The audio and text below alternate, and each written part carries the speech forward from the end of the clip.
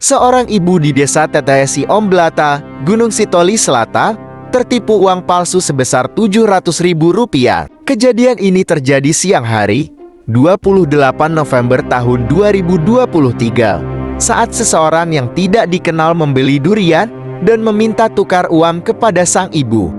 Sang ibu yang sudah lansia tersebut menangis karena mengalami kerugian dari hasil jualannya itu.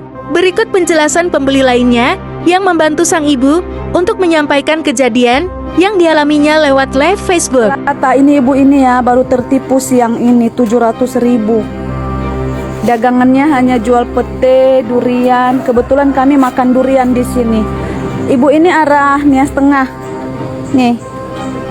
Jadi hati-hati ya buat teman-teman ya. Buat teman-teman hati-hati ya yang di Gunung Sitoli. Sudah banyak beredar uang palsu. Nih.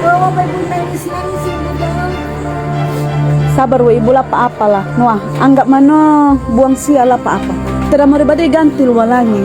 Biar udah dah. Ini ya teman-teman ya, uang palsu ya beredar di Gunung Sitoli, hati-hati ya. Ibu ini yang sudah tertipu. Nih. Kami pas lagi makan durian, ibu ini nangis-nangis. Ibu ini curhat, katanya saya tertipu 700.000. Orangnya beli durian, terus dia minta tukar uang. Ini uang palsunya 700.000. Seperti fotokopi.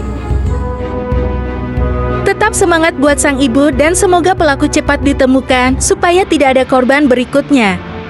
Berikut adalah infografis dari indonesiabaik.id yang bisa digunakan untuk memeriksa keaslian uang. Semoga bermanfaat.